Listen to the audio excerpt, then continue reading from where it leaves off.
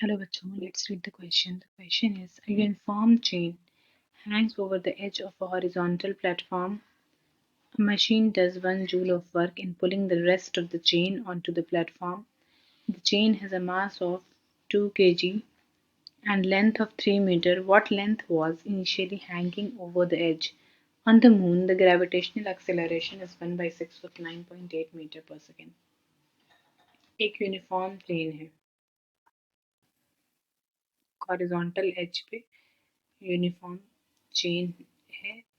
ये एक प्लेटफॉर्म पे यूनिफॉर्म चेन है।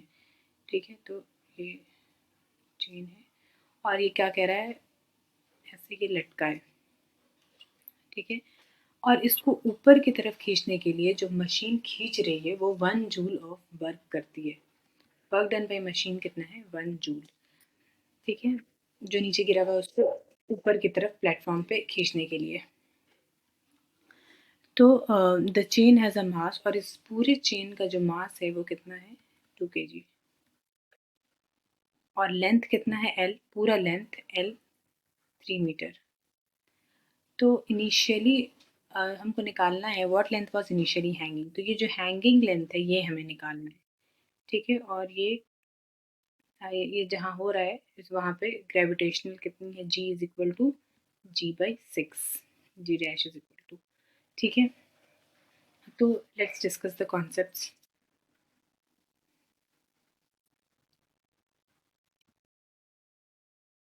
सबसे पहले हम क्या करेंगे कि मेरे पास इस पूरे का लेंथ का और मास का पता है। ये मान लेते हैं हम डिस्टेंस x है, पूरा लेंथ कितना है, 3 मीटर। तो ये जो रेस्ट है प्लेटफॉर्म पे ये हो जाएगा 3 माइनस x लेंथ, और ये पूरे का मास m है, तो इतने का हमें मास भी निकालना होगा। इसको हम मान लेते हैं m डैश। तो सबसे पहला जो स्टेप होगा हमको m डैश कैलकुलेट करना होगा कि x लेंथ का मास क्या है। ठीक है, और दूसरी चीज यहाँ पे जो हम लगाएंगे वो लगाएंगे work energy theorem. Work energy theorem.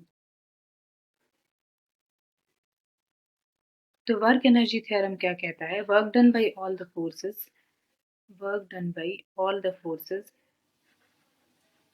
Is equal to change in kinetic energy. ठीक है, तो work done by all the forces मतलब जितना फोर्स एक्ट कर रहा है, work done by external plus work done by non conservative plus work done by conservative force is equal to change in kinetic energy. Change in kinetic energy का मतलब kinetic energy final minus kinetic energy initial. तो इस case में हमारा कोई non conservative या dissipative force नहीं है। नॉन कंजर्वेटिव मतलब फ्रिक्शन यहाँ पे एक्ट नहीं कर रहा है, तो ये हो जाएगा 0। और जो कंजर्वेटिव फोर्स है इसको हम लिखते हैं, कंजर्वेटिव फोर्स जो है माइनस डेल्टा यू के बराबर होता है। ठीक है, कंजर्वेटिव फोर्स। तो work done by external force minus delta U is equal to K F minus K I. और ये क्या है, चेंज इन पोटेंशियल एनर्जी को। हाँ, work done by conservative force can be written as change in potential energy. इस equation को अगर हम रीराइट करेंगे तो work done by external force is equal to K final minus K initial plus delta U. तो क्या हो जाएगा, K final minus K initial plus delta U का मतलब चेंज इन पोटेंशियल एनर्जी, तो U final minus U initial. इसको फिर से अगर हम रीराइट करें इस इक्वेशन को, V W external is equal to, final वाले को एक साथ ले लें, के फाइनल प्लस यू फाइनल, और इन दोनों में माइनस कॉमन ले लें, minus K initial plus you initial. तो ये जो इक्वेशन है ये बहुत इंपॉर्टेंट इक्वेशन है, इसी को हम यूज़ करेंगे अभी क्वेश्चन में। तो सबसे पहले तो हम एम डैश अब निकालना है। ठीक है, तो एम डैश क्या निकालेंगे, यूनिटरी मेथड लगाएंगे यहाँ पे, है ना।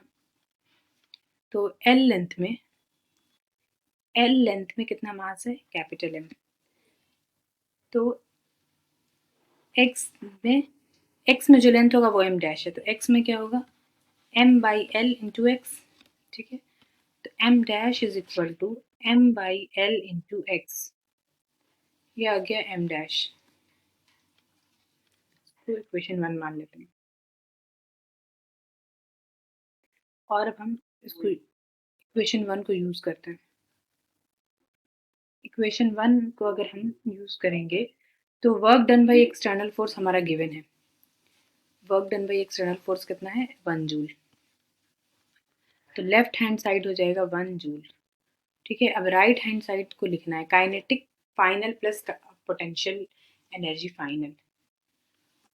ये अगर हमारा रेफरेंस लेवल है, ये है रेफरेंस लेवल। ठीक है, तो जो पोटेंशियल एनर्जी रेफरेंस लेवल से नीचे हम माइनस एम लेते हैं ग्रेविटेशनल पोटेंशियल, और रेफरेंस लेवल से ऊपर प्लस एम तो हम क्या करेंगे, पहले जब ये इस पे लेट के जब नीचे गिरा हुआ था तो इनिशियल पोटेंशियल एनर्जी इसकी क्या थी, mu U I is equal to minus m dash ji x.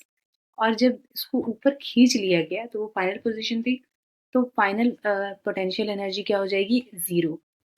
इसी तरह अगर काइनेटिक एनर्जी के बारे में देखें तो इनिशियली भी ये रेस्ट पे था और फाइनल भी ये खींचने के बाद भी रेस्ट ही पे था।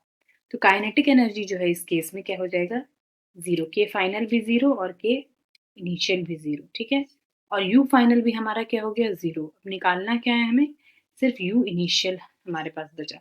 तो इस इक्वेशन को हम क्या लिख सकते हैं, W external is equal to 1 joule है, जो कि equal to minus of U I.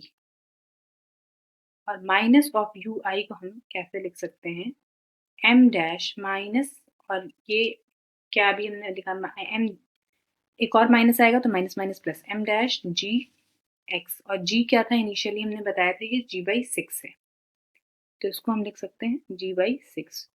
और एक्चुअली हम यहाँ पे ये करेंगे कि एक्स नहीं लेंगे, यहाँ पे क्या होगा कि इसका जो मास है वो कहीं सेंटर ऑफ मास पर कंसेंट्रेटेड होगा। तो potential energy centre of mass का क्या होगा, ये अगर पूरा डिस्टेंस एक्स है तो सेंटर ऑफ मास जो है रेफरेंस लेवल से एक्स बाई टू के डिस्टेंस पे है। तो पोटेंशियल एनर्जी एक्चुअली होगा m dash g by six and x by two. ये आएगा हमारा पोटेंशियल एनर्जी। ठीक है, सेंटर ऑफ मास का, सेंटर ऑफ मास जो सिमेट्रिकल सेंटर होता है वही होता है ये सिमेट्रिकल बॉडी के लिए, इसलिए ये एक्स बाई टू है। तो यहाँ पे हो जाएगा हमारा potential energy x by to. ठीक है, और हमें निकालना भी है क्वेश्चन में जो लेंथ नीचे गिरा हुआ था, यानी एक्स निकालना है। तो अब अगर हम इसको करें कैलकुलेट, ये 1 हो जाएगा, और एम डैश कितना है, एम बाई एल यहाँ से पुट कर दिया, m by l g x by six into two, और ये वाला एक्स, तो ये हो जाएगा x square, m by l g x square by six into two. और कैपिटल एम की वैल्यू क्या दी हुई है, कैपिटल एम है हमारा 2 और कैपिटल एल है 3, तो 2 बाई 3, और जी है 9.8 by six into x square by two. अब इसको हम अगर देखें तो ये 2 एंड 2 गेट कैंसल्ड। ठीक है, और एक्स स्क्वायर क्या हो जाएगा, x square is equal to 18 upon 9.8। और अगर हम अब इसको सॉल्व करेंगे तो क्या आएगा, x is equal to under root of 1.84 which is equal to 1.35 metre. मतलब जो इनिशियल लेंथ नीचे प्लेटफॉर्म के गिरा हुआ था वो कितना आया, 1.35 metre. Okay, I hope you will understand. Thank you.